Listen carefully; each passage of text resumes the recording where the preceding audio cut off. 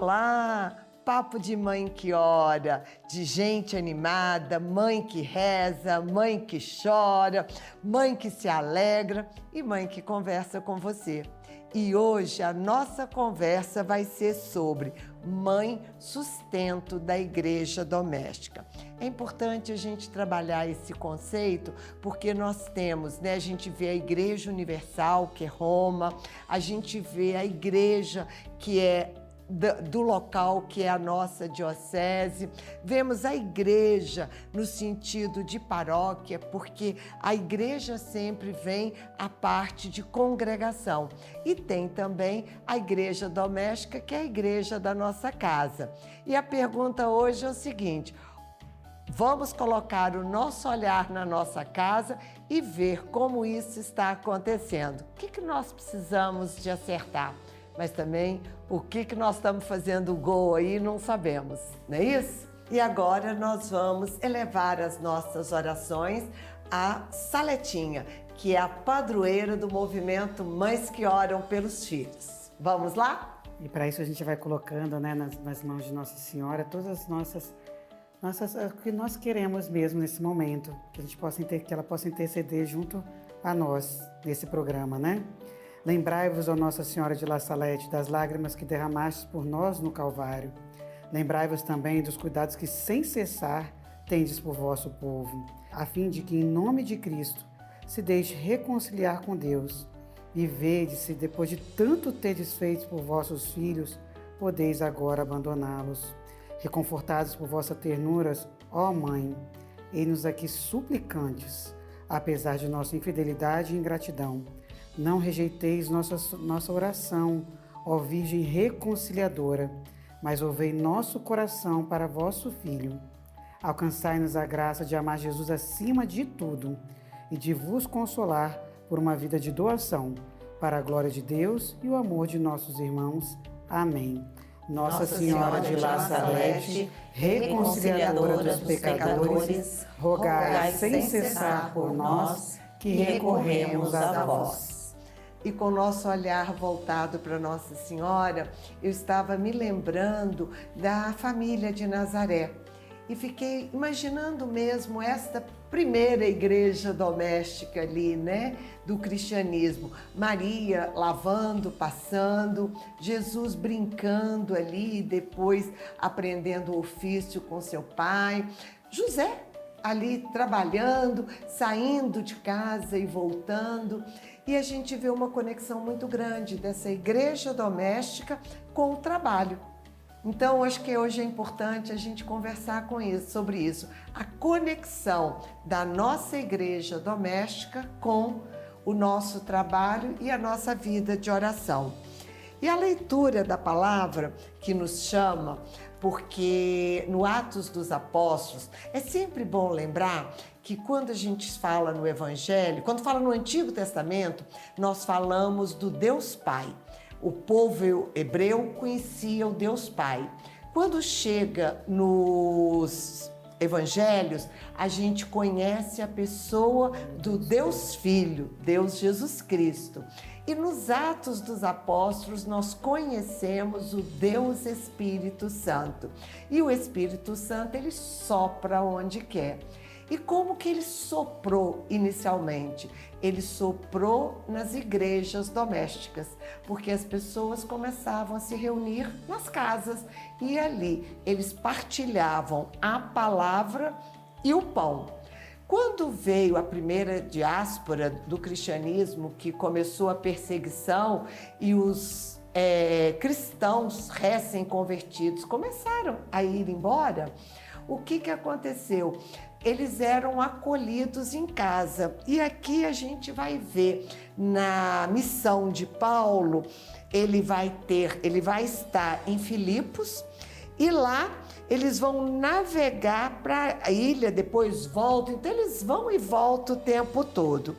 E aí, no sábado, eles iam à sinagoga. Por que eles iam na sinagoga?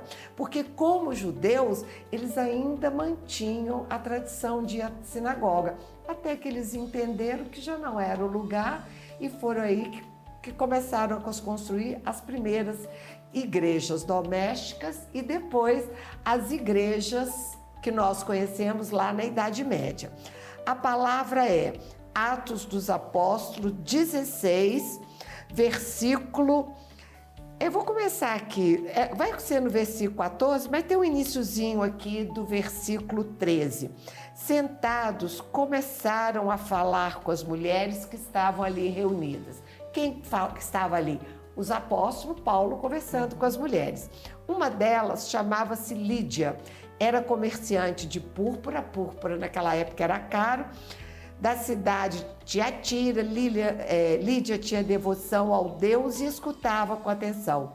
O Senhor lhe abriu o coração para que acolhesse as palavras de Paulo. Após ter sido batizada, assim como toda a sua casa.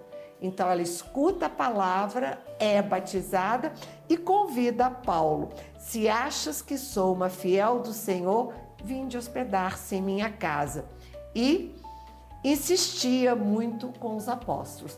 Começa nesse momento, Paulo viver mais uma igreja doméstica. No dia de hoje, o que é a nossa igreja doméstica? A minha igreja doméstica, ela começa com o meu altar. Eu tenho um altar no meu quarto, onde eu faço as minhas orações. Como eu ganho muitas imagens, eu também tenho uma imagem na minha sala de estar, onde eu coloco as devoções.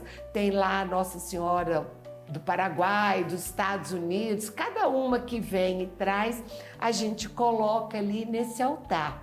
Mas eu sempre rezo aos pés da minha padroeira pessoal.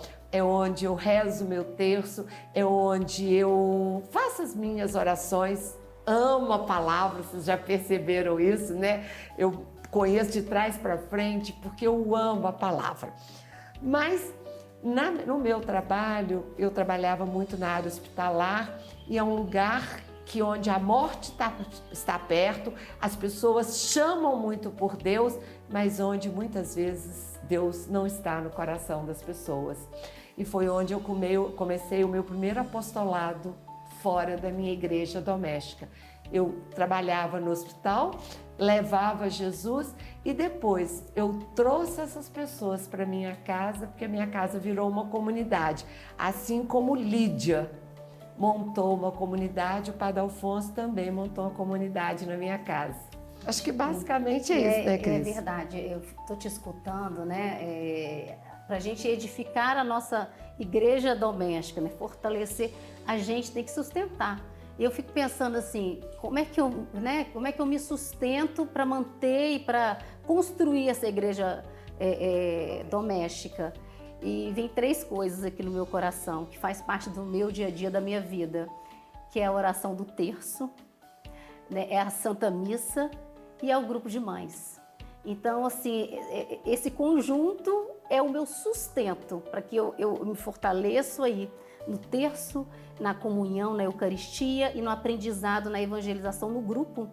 E aí, para que eu tenha força, sabedoria, graça, para sustentar minha família na evangelização, Engraçado, Cris, que é o jeito de ser do Mães que Ora, porque a gente se encontra na missa às 6h20 da manhã, rezamos o terço dos filhos às 6h30 na live e vamos ao grupo. Jeito de ser de Mãe que Ora. Acho engraçado que até o jeito da nossa casa vai ficando do mesmo jeito, Quando vocês estavam falando do altar, fui andando pela minha casa, em cada canto da minha casa tem uma imagem, ou tem uma lembrança de Jesus dentro da minha casa, E a gente vai fazendo assim os nossos cantinhos, Lógico que a gente tem um cantinho de devoção. Eu tenho meu lugarzinho de oração, que ele sabe que quando eu estou ali é porque o negócio pegou.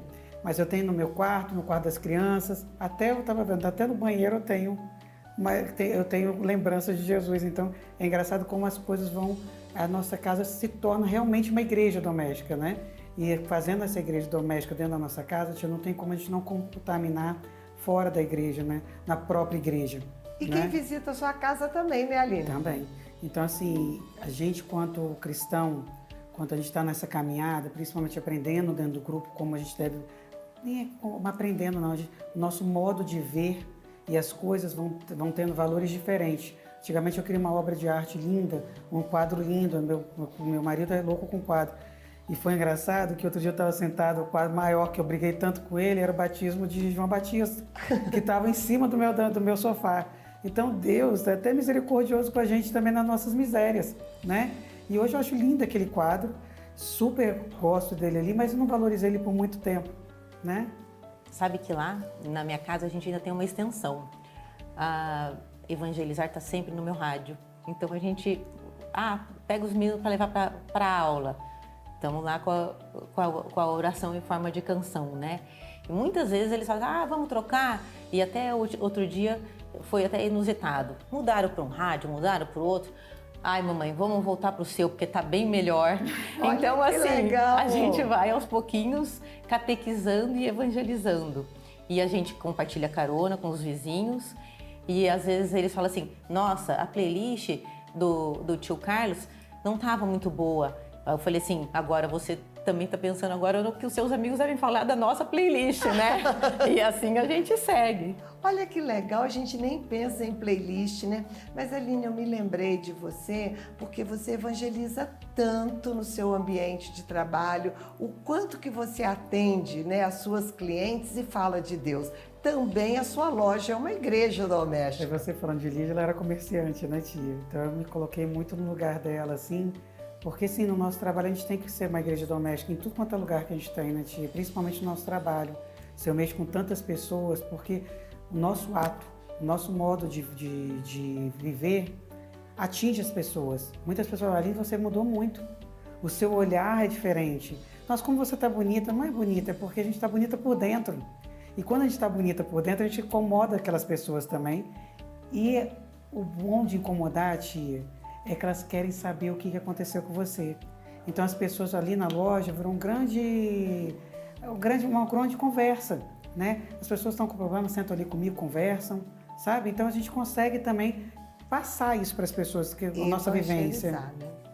E nessa evangelização é importante que o que me chamou muita atenção é após ter sido batizada. E eu acho que no movimento de mães nós temos que aprender muito isso, porque muitas foram batizadas, mas não foram evangelizadas. Porque Paulo aqui, ele evangeliza e depois ele batiza. E aí ela leva a família dela a ser batizada. E a nossa oração de hoje vai ser em cima disso. Nós queremos mesmo, Senhor, primeiro, ser Paulo na vida do outro. Nós queremos ser Paulo que leva a evangelização às pessoas, que cativa o coração. Mas não fazemos isso com belas palavras. E Paulo aprendeu isso. Nós fazemos isso através da palavra do Espírito Santo. Nós queremos mesmo, Senhor, te pedir a renovação do batismo na minha casa. Que nós possamos ser renovadas no Teu Espírito. E com esta renovação, nós possamos mesmo ter uma igreja doméstica, que sejamos uma igreja que escuta a palavra, frequente a Eucaristia e se ajoelhe para rezar o terço. Olha que família linda. Vamos, não estamos lá ainda não, mas nós vamos chegar. Beijo no coração e até a próxima.